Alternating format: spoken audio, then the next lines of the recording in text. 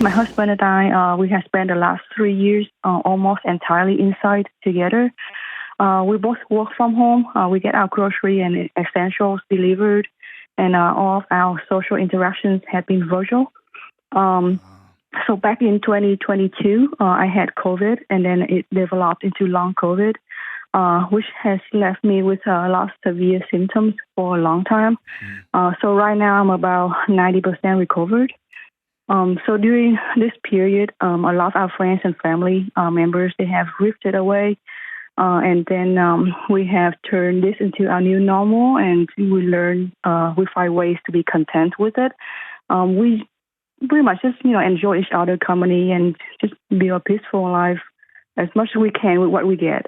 But now, since my health is better, I've just started wondering if what our next step should be, maybe toward reconnecting with the outside world. But I guess the challenge is, one thing is my husband, he's kind of anxious with us going out again, just fearing that, I might relapse. And then we have to go through all of this pain all over again. So I totally understand his fear. We went through a lot together. So personally, we don't mind continuing this life. Like I mentioned, we have found a way to, be content with it. But I'm not sure if it's the, healthy, quote unquote, way to do it long term. So that's why we're reaching out and see if we're missing anything. And if we should go back out, and how should we navigate it in a way that is healthy for both of us. Amazing question, Sally. Thank you and Ted. Thank y'all for reaching out. I'm glad you're still with us, Sally. Thank you very much. I'm glad you're still here. Ted, you heard her question. What would you add to that? Yeah, so I think when she says, I think especially for me, I'm very content with what we have. She went through all this hardship, and quite honestly, it was devastating. I don't know how many people are really familiar with the effects of long COVID, but it was, it was so difficult to go through, to watch her struggle with this, and just trouble breathing, trouble sleeping, hard to think, and she was just so depressed, and she's normally such a positive person, and seeing her go through all that, it was just very difficult for me to really find that motivation to get through it. And so, I was trying to be strong for her, but it's like, it was difficult for me as well. I just hated watching her go through that, when there was just really nothing I could do. Yeah. And now, she's kind of coming around, and it feels normal again. Feels like who she was before she got infected.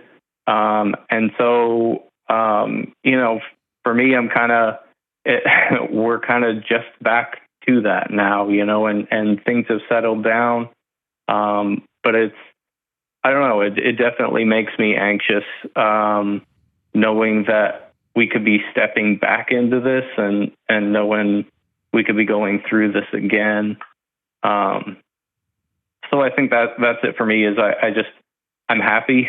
We're comfortable. We love our life. We spend every day together. We spend all day together, and I am perfectly content with that. So kind of going back out there, there are sacrifices involved that we made staying in and staying healthy, giving her that opportunity to get back to health. But I still am kind of just focused on the risks, I guess, of going back out and kind of living that normal life that we used to have again. Yeah. So, man, kudos to both of you. And kudos to you for doing what you had to do to survive. Kudos for you, Ted, taking care of your wife. And Ted, kudos to you, because most men wouldn't have the courage to say, hey, it was hard on me too. And kudos to you, Sally, for not saying, well, no, it was me. Like, both of y'all went through a hard thing together. And I always want to start when somebody tells me about the reentry, right? Or this thing after a traumatic experience, Ted, you almost lost your wife. And that sense of powerlessness, Sally, like, I can't even breathe. I can't get up. And Ted, like, I feel so powerless watching the woman I love and pledged my life to, can't get out of bed, can't breathe. We have bills coming in, like all of that. I always want to start from a place of, is anxiety right? And I would tell you, your bodies wouldn't be working well if your alarms weren't going off at the thought of going back out, right? And Sally, I think you asked it best. And Sally, tell me if I'm a little bit out of line here. I'm hearing you actually do want to get out and experience the world, and you're a little bit apprehensive to say it out loud because you know how anxious that makes Ted. I mean, that's fair. I mean, I feel like maybe that's part of me. Okay. Like he mentioned, I'm not only a positive person, so like, if God has brought us through so much, I felt like we were in rock bottom. So I was like, it can only go up, right? Yeah, so, right. I don't know. It's just where I'm at. I So can maybe imagine you had a sense positive. of like, oh, I stared death in the face, and I want to get out there and live. And Ted, it makes perfect sense that you're like, hey, we stared death in the face, and we created a cocoon. I don't want to leave the cocoon. It's safe in here. And we live in a little weird snapshot in history. We can just push a button and food shows up at our house. That's awesome, right? And we just push a button and whatever movie we want just pops in here. And we can just open this little computer and our jobs just show up in our house. Like, why would we leave this? I get that too. I totally get that too. The hardest thing after a traumatic experience is navigating grief, because both people grieve. Everybody grieves differently. David Kessler says grief is like a fingerprint. Everybody does it differently. It looks different for everybody. And in a couple, it can be frustrating because one person's resolution to grief is to get back out there. And the other person's like, how, are you crazy? And the other person might say their response to grief is to just lock it up and try to keep every variable under wraps. And then the other person's like, are you crazy, right? And so it can end up being a wedge that drives people apart if there's not curiosity and compassion about grief, and if there's not honesty about, okay, we made it through hell. And anybody in the world that would tell you there's no risk to going back out is lying to you. That's one of my, when I hear like mental health advice and I hear like that, one of my radar's antennas that go up is when somebody says, no, you're going to be fine. Dude, you don't know if you're going to be fine, right? What's that old saying? Like, just because you're paranoid doesn't mean people aren't following you, right? Like, you can be scared of flying and go through all the exposure therapy, and the plane you get on could crash. That's true. It could. Statistically, it's probably not going to happen, but it could. And so there's this balance of, we made it. And there's a big, exciting, beautiful, adventurous world out there that is both amazing and life-giving, and there's risk there. And it sounds like for you both to navigate this, Sally and Ted, if nothing else, y'all leave this call, I would love for y'all to both have permission to fully put your wants out on the table and not feel like you have to hedge them for each other, or to know the best way we can love each other is to be completely honest. And Sally, that's you saying, I nearly died and I want to go see the Grand Canyon. I just made that up. You may not care about a big hole in the ground, but whatever. And Ted, you saying, I watched you almost die. The thought of getting on a plane or on a train or getting in the car and driving to a gas station scares me to death. And both of y'all put your heart and soul on the table and then ask, what are each of us willing to do moving forward? And so, Ted, there's probably going to be some, what I would call practicing. I'm going to go to the store. I'm not going to order food once this week. I'm going to go to the store and I'm going to feel anxious. I might even wear a mask and people are going to look at me and I don't care. They're in Florida. Everyone's going to stare at you and be like, that crazy liberal. They don't know that your wife almost died from an infection. Like, I'm going to wear a mask, but I'm going to go experience the grocery store and get some milk and eggs. By the way, that'll cost you $11,000 for those two things. I'm going to go get some milk and eggs, and I'm going to feel the anxiousness. And I'm going to walk in my front door, and I'm going to exhale, and I'm going to feel that relief. And then I'm going to be honest both about my fear and about the truth that it didn't kill me. And we're going to be honest with our doctor. And if the anxiety spins up out of control, I'm going to be honest about getting some help with the anxiety with a counselor. I mean, you're talking 10 to 15 sessions most of the time.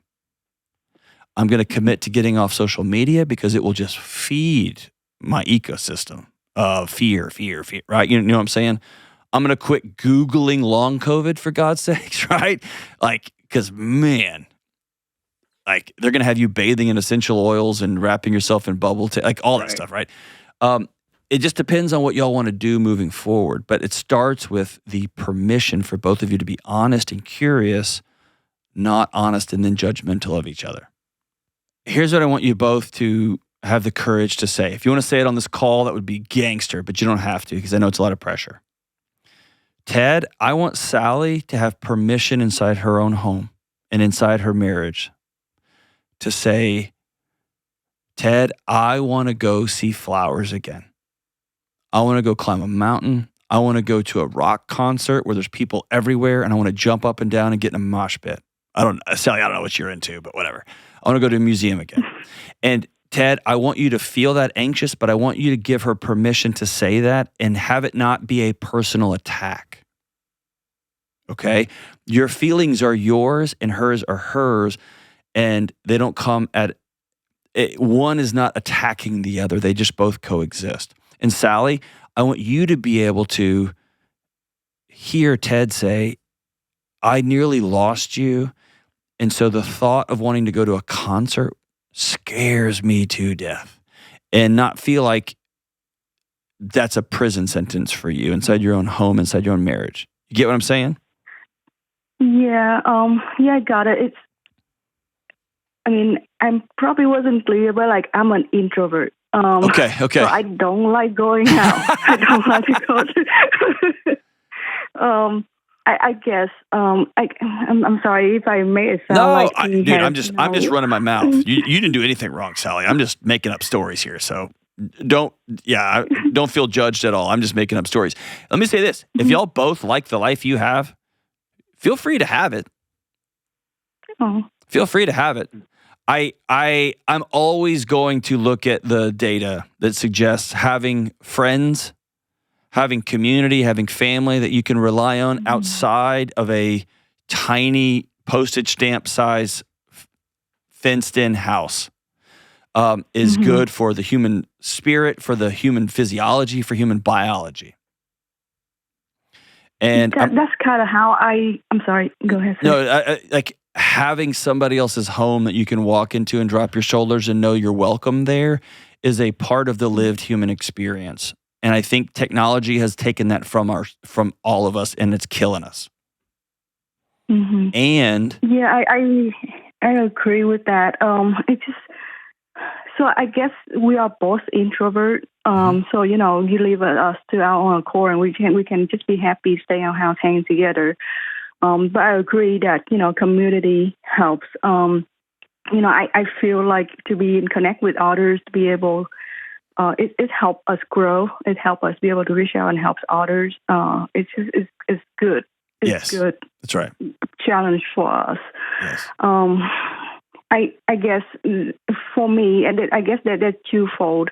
One part of it is I know how much Ted has sacrificed through all of this, and I feel like I'm robbing him of that 3 years of his life, because even before this, I feel like he's more social than I am. He has more friends. Mm-hmm. He has more people he connecting to, and he's my only friend. Mm-hmm. So I feel like because of me, he has been going down to just me, and I know he's totally happy with that. I'm not saying he's ever come late. He's amazing husband. But I feel like if not because of this, he would have more connection. I feel like so that's a part of it. Ted, is that true? I mean, I was definitely more connected in the past. No, do you feel like Sally's been a burden to you for 3 years? Oh, I wouldn't say that at all. Okay. I feel like I would go through anything for her. Sally, I want you to hear that and internalize that. This man loves you. He does. And he man, this is the definition of a ride or die. It's awesome. I love hearing it. And maybe that's the place to start. Hearing that side of your story, Sally, I think that's beautiful. But hearing that side of y'all looking at each other and holding hands and saying, you've never been a burden to me. You've been a blessing. And Sally, maybe for the last 3 years, you gave Ted a purpose he didn't even know he was capable of fulfilling. What a blessing. What a gift.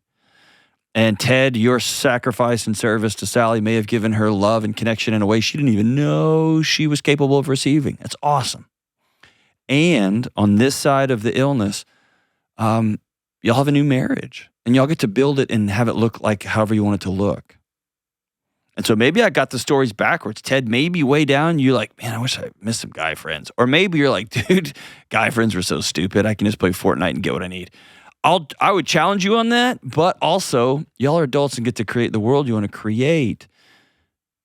But Sally, I don't want you to feel guilted into doing something you're not comfortable with. And Ted, I don't want you to sacrifice part of your spirit and soul out of the sense of duty and safety, perceived safety. Everything's going to come with a risk. And so start with what your doctor says. Always start with what your doctor says. If your doctor says, hey, you are free to move about the country as y'all feel, awesome. Get that stamp of approval. B,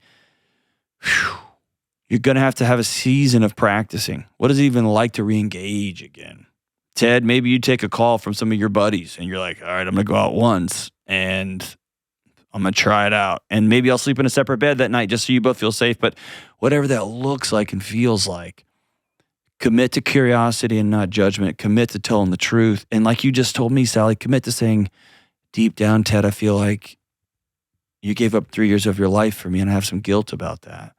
And then Ted can respond with, oh my gosh, I got to love and serve you in a way that I didn't know possible, like all that stuff. Put that on the table. And then with compassion, say, okay, who do we want to be in the next 3 months, 90 days? If you want to keep things exactly as it is, great. Knock your lights out. Then after that, put it on the calendar. We're going to reconvene and we're going to get 90 more days. What does that look like? I do think experiencing the world long-term, the outdoors, nature, beauty, friends, community, family, the messiness, the good, the fear, the risks, all of it, and the long haul is worth it. I think y'all are both worth it. But also be compassionate with your bodies, with your anxieties, with your fears. Y'all have been through hell and back. And the amazing thing is, y'all stood by each other's side. And man, what an amazing example. Well done, you two.